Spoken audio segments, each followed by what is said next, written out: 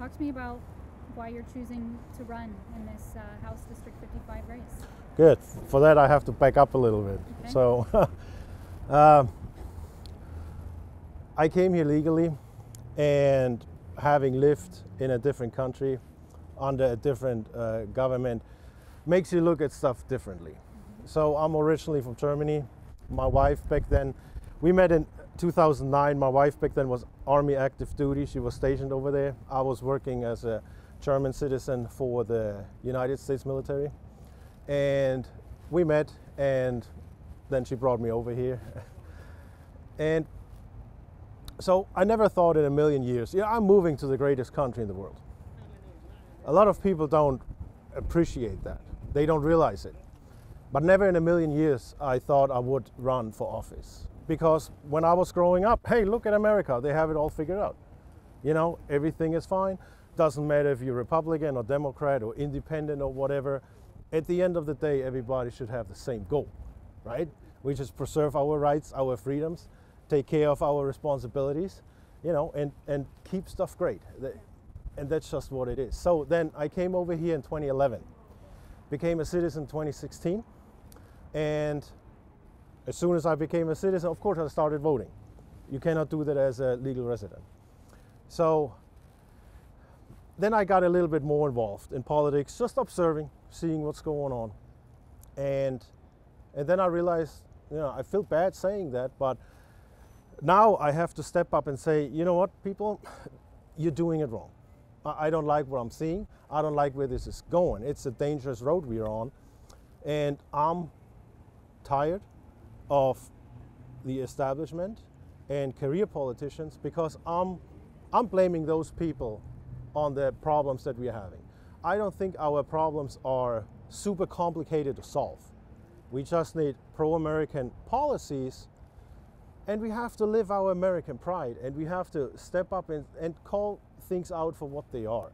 Not trying to be, politically correct or sugarcoat anything. No, that's not how we get stuff done. And I feel like our politicians have failed us there. There is always a lot of talk, and then it just evaporates somewhere. And then years later, we still have the same issues. And that's why I thought, it was actually in a spur of a moment. I didn't go to school for that. I didn't train for it. I didn't practice for it. I saw the opening and I qualified. You have to be 2 years in the district, in Texas and in the district for a state representative. And the spur of a moment, I didn't even ask my wife. I said, okay, I'm going to do it. And the reason being is that it's not because I think I have all the answers, but it's for me now to say I give people a true choice. Now people can choose the establishment, career politicians, upcoming career politicians, or the complete outsider. I understand, I didn't grow up in Texas. There's a lot of things I don't know. Just yesterday, we had an event in Little River Academy. Some people asked me some question and I'm like, okay, never thought of that one. But that's just what it is. We need to talk to each other. We need to communicate. And that's what I want to bring to the table, for people to have a true choice, an outsider to say, you know what, it's time for something fresh, for something new, somebody who is not afraid to speak up, somebody who admits he doesn't know all of the things. I don't have all the answers, but we need to get to work together. And I know a lot of politicians say that together and, this and that. But we really have to do it. And I'm not intimidated by anyone. I don't know anyone down there. I'm not going down there to make friends. And I know a lot of people already probably dislike me because I said one of the first bills that I would like to introduce is a 10% pay cut for all elected officials. Because in my opinion, we have a historic surplus. But in my opinion, is you don't go to politics for the money and the influence and the power. You go to politics to actually make the place that you inherit, make it a better place when you leave. Yeah. So, to make pro-American policies for Americans. And that's why I decided to run. Okay, well, it's very exciting, it sounds like. Why don't you talk to me just about what that process has been like for you? You say it's a spur-of-the-moment decision. Yes. And, you're going up against career politicians. Yes. And potentially up-and-coming career politicians. So what does that look like for you on a day-to-day basis, just the campaigning aspect of it? exhausting. That is probably the big word that describes it all. I made it a point to say I don't want people's money. If people have too much money and they want to donate, I'll take it, but I don't ask people for money, because I don't like when politicians go around and give us all these promises and then they say, but you have to donate, otherwise I cannot fight for you. And that's not true. I can fight for you without you giving me your money. And that's just my opinion as an outsider. Campaigning is expensive. Yeah, I'm running everything on my personal funds and credit cards, and that's just what it is. That's why you probably not see my billboard anywhere. But it's word by mouth, it's social media, it's little things, little yard signs, and that's how I try to get the word out. Then I try to attend as many events as I can. Sometimes it's even borderline district or out of the district, I still go there. The candidates now, we get to know each other a little bit more. So there's no ill feelings towards any candidate. Everybody has their own reasons to run. The people vote for the people, whoever they choose to, for whatever reason. But for me, it's exciting and exhausting at the same time, because you really have to get out there and talk to people, which is great. I like the feedback. And I don't want to tell people anything wrong or give them false hope or lie to. I couldn't even lie to you if I wanted to, because you know really quick if somebody knows something about a subject or not. So you can't pretend in that aspect. Yeah. And so it's really exciting to observe. I like people watching. It's really interesting what's going on there. And yeah, it's exciting. Any politicians that you kind of look up to or you're trying to model your efforts after? Actually, yes, and that would be George Washington, John Adams. Those are man. I like the Revolutionary era. Read lots of books about it. It was an interesting time. It was a dangerous time. It was an interesting time, and you could really see in the Declaration of Independence, where people pledged their lives, their fortunes, and their sacred honor. I'm the only modern candidate who has publicly done so, because to me that's a big deal. And now it's to a lot of people it's just words, but it has meaning. And I consider myself old school, and my word means something. My handshake to me means something. So yes, so they were not perfect, by no means. They were not perfect. The policies back then were not perfect, but they're at the same time where we are now, where they had a functioning government. But they said, so after so many, it was decades, they were pleading with the king. And after a certain time, they said, okay, we have to make a choice. Either we keep living like that, or we don't ask for independence, we just declare it. So yeah, those are the people I look up to. And later on, there was actually a Democrat, I don't know much about it, but it was Leo Ryan. Was out of California. He was the guy who investigated the Kool-Aid man. I don't remember his name, but he went down there because he got complaints that American lives might be in danger. So he didn't just pick up his phone or send somebody else to do something. No, he went down there with his delegation, and he was killed while doing so on his way back.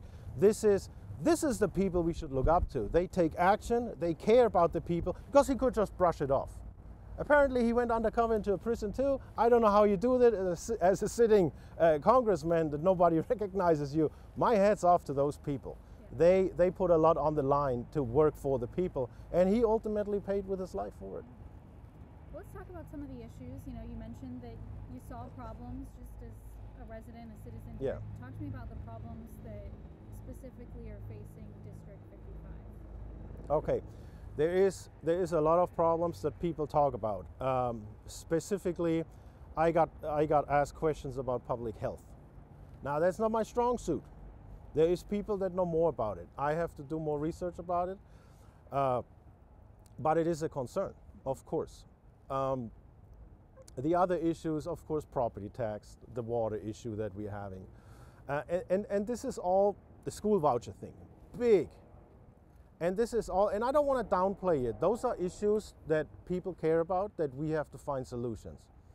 But when I came up with my 4 biggest issues, and that's the ones that I put on my flyer, and it's just, of course, it's an umbrella phrasing basically, because you can really go into detail for hours. Right. But my first point, and that's my first point for a reason, is we will make Texas safer. Not we can or we should do, no, we will. And that is again capturing a lot of other issues, which is the border, which is law enforcement, which is holding criminals accountable. So that goes over to the DA's office. Those are, I have a public safety background, I have a military background, so this is actually one of my first priorities.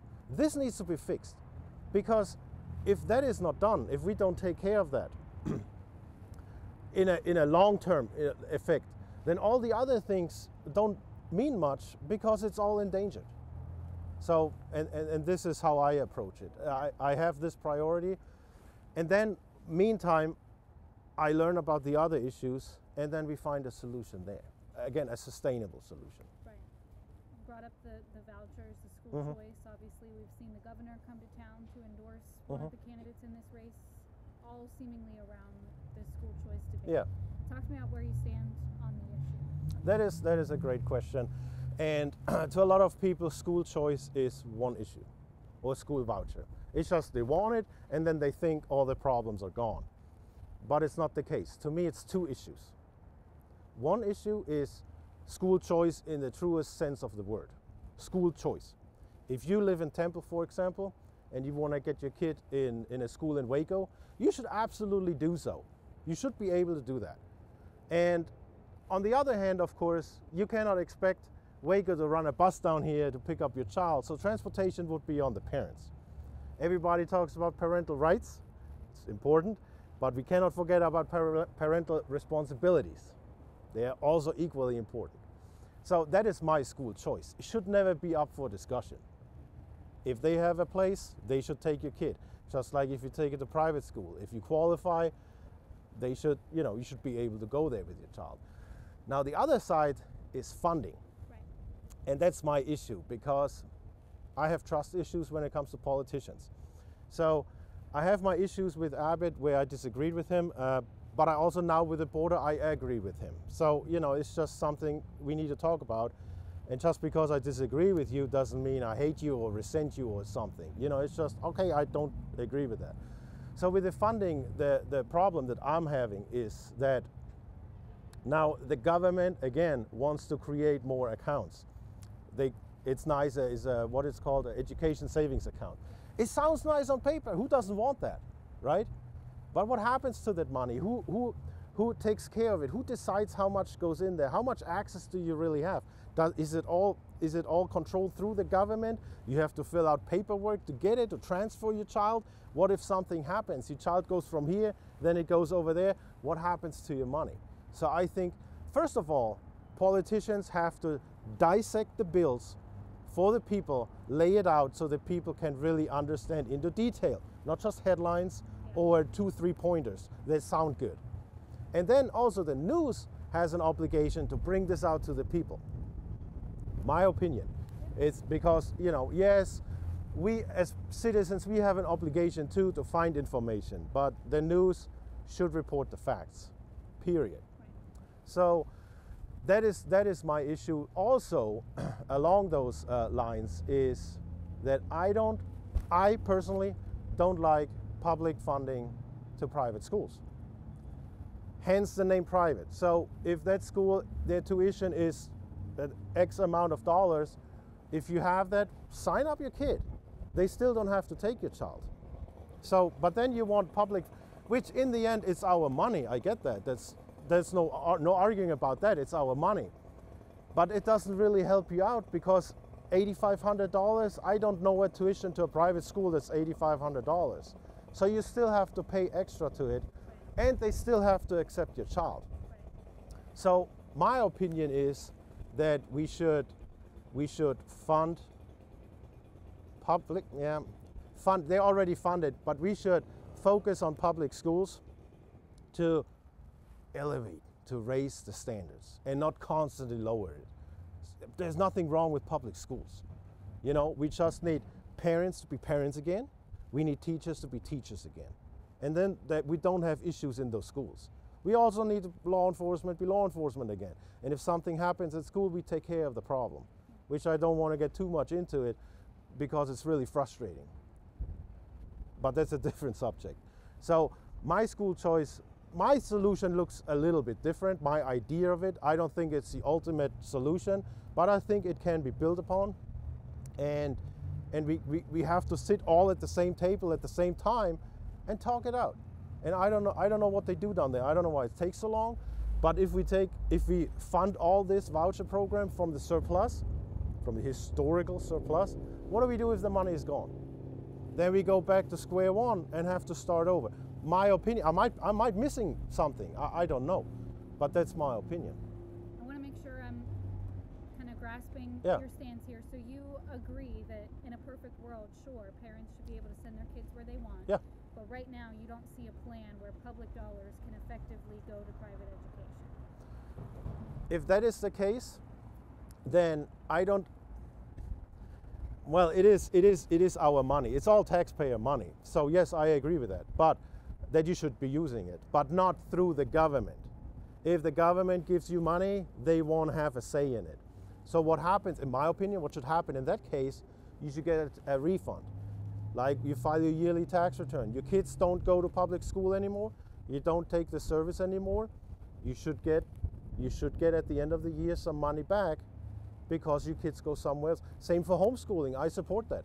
But I have talked to homeschoolers and the parents told me they don't want this because they don't want government in their business. I agree. I'm for small government. I'm for limited government.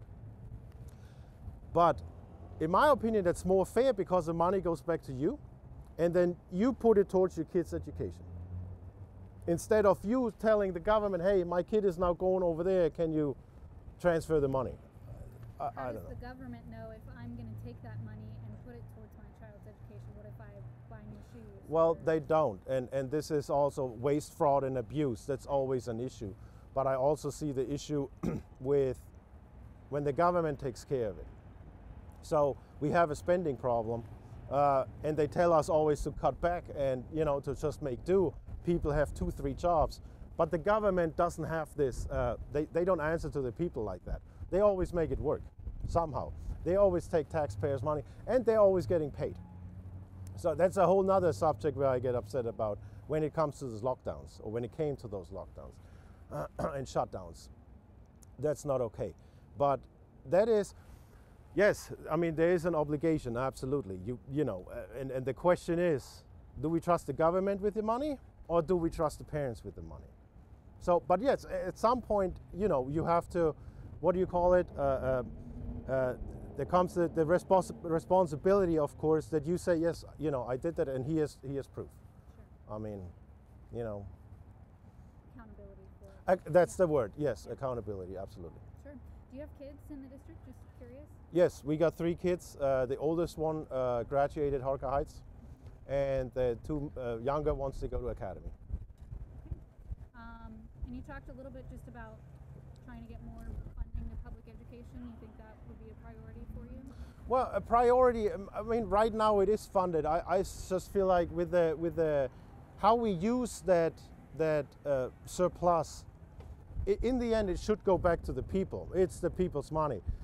Everybody thinks we have to thank the government for having so much money left over. I think if they have so much money left over, we pay too much taxes. That's what I think. But it's maybe how it goes back to the people. There's different opinions out there, and I feel like we should invest in public safety, which is law enforcement, and that, of course, with that surplus that goes statewide. I mean, that money is gone in a second. Right. But there has to be a one-time, in my opinion, there has to be a one-time investment, public safety, public schools, and then we go. Right now, we go as it has been right now. I don't think we should raise the taxes. In the end, we should always work towards lowering taxes.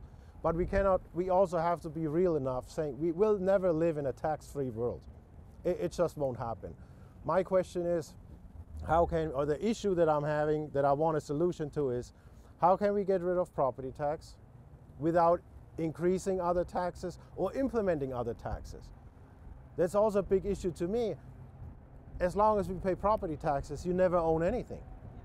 So, and the exemption that they give people 65 and older, that's ridiculous. You know, you have what it's called, not a limited income, a fixed income. You know, something else happens, medical bill, something, and you're really living under the threat that the government takes your house away. That's not okay. Yeah, because of that. Right. So there has to be, again, there has to be solutions that I don't hear about.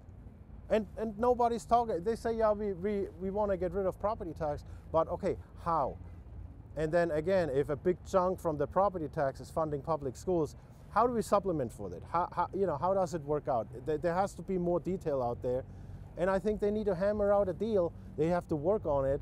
That is something we can actually present to the people, and then the people should vote on it. Same with the school vouchers, my opinion.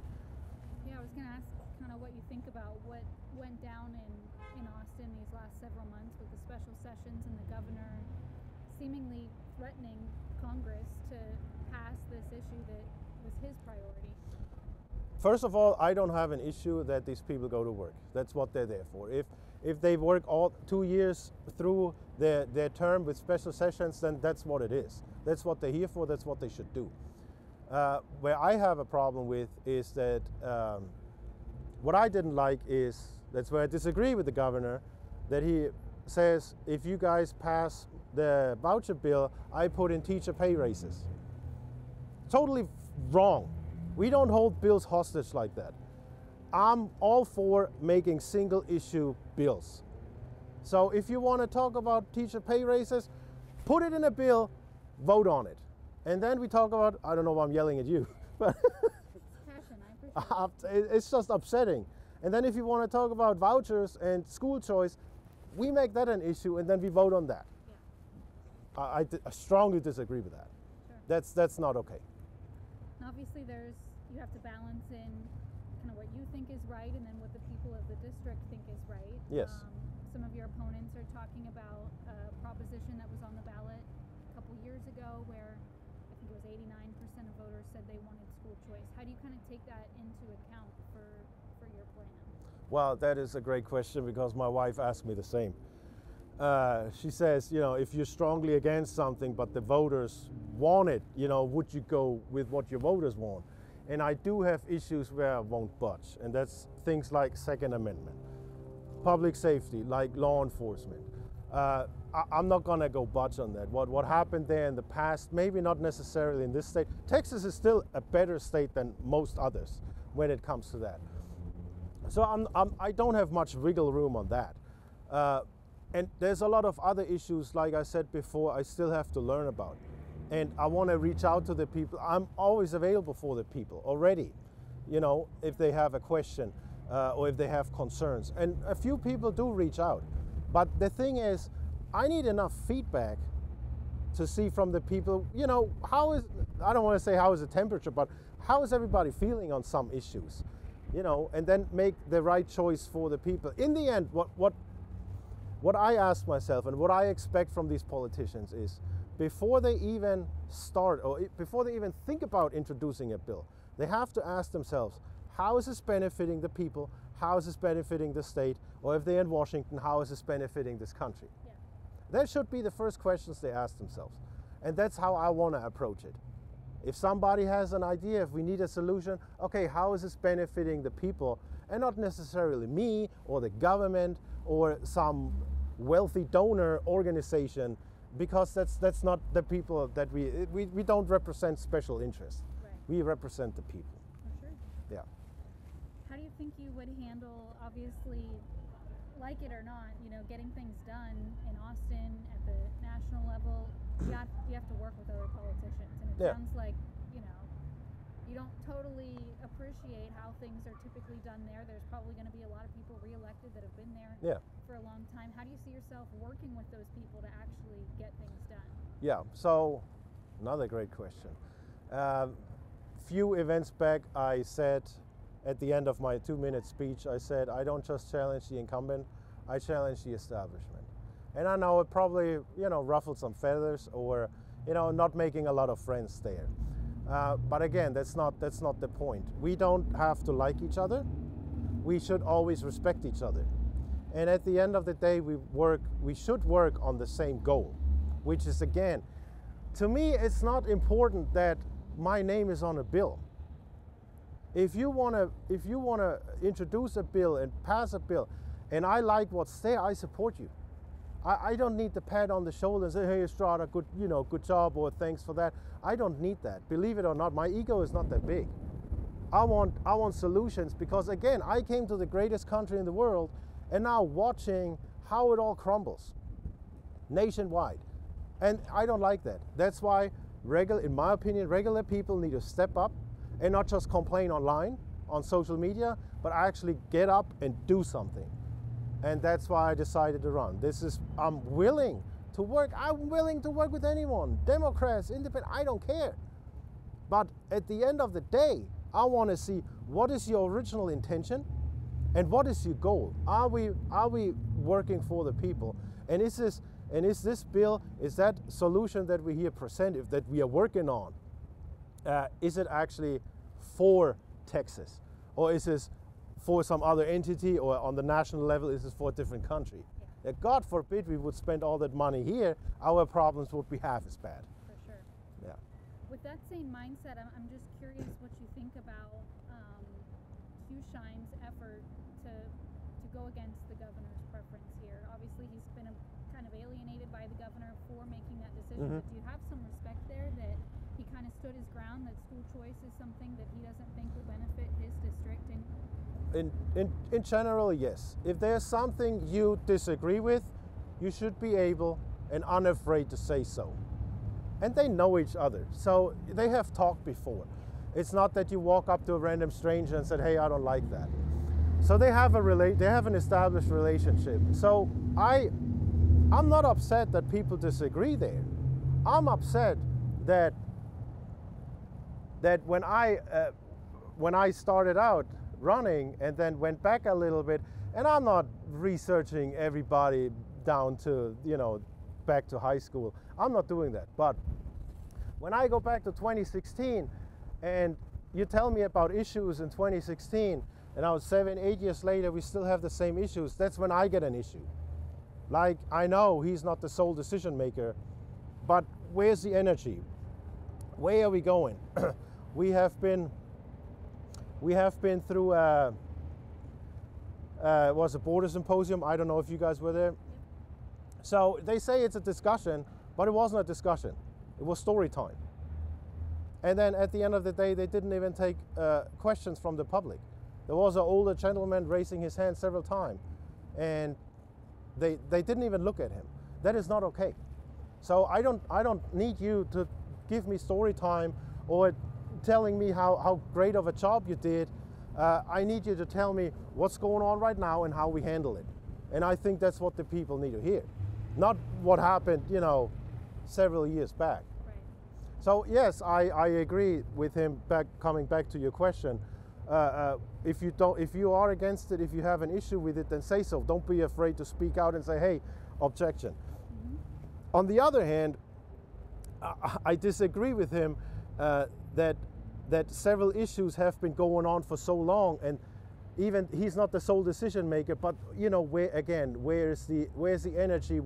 And you don't update the people. It's like I have to go look what happened, Sure. So I would expect from all politicians in general more transparency, and not doing. I feel like he's going in the same circles as his comfort zone. It's the same circles, shaking hands with the same people. That's where he likes to be, and that's where he is. So, and I don't appreciate that. Okay. Lastly, maybe just I want to give you a chance to kind of give your last pitch why people should vote for you as opposed to your opponents in this race. Thank you for that opportunity. Again, coming back is now people have a choice. That's why I'm running. I understand I'm new to the district. I understand that I'm not at all connected to the establishment or to Austin in any way. I'm starting out completely new. It's the question, are the people fed up enough to say, I don't want to vote for these established people anymore, or new and upcoming politicians, or do I give the new guy a chance? You know, that is one of the big things that now really people have a true choice. And my 4 points is: we will make Texas safer. We will protect our children. Again, I can talk for another hour about that.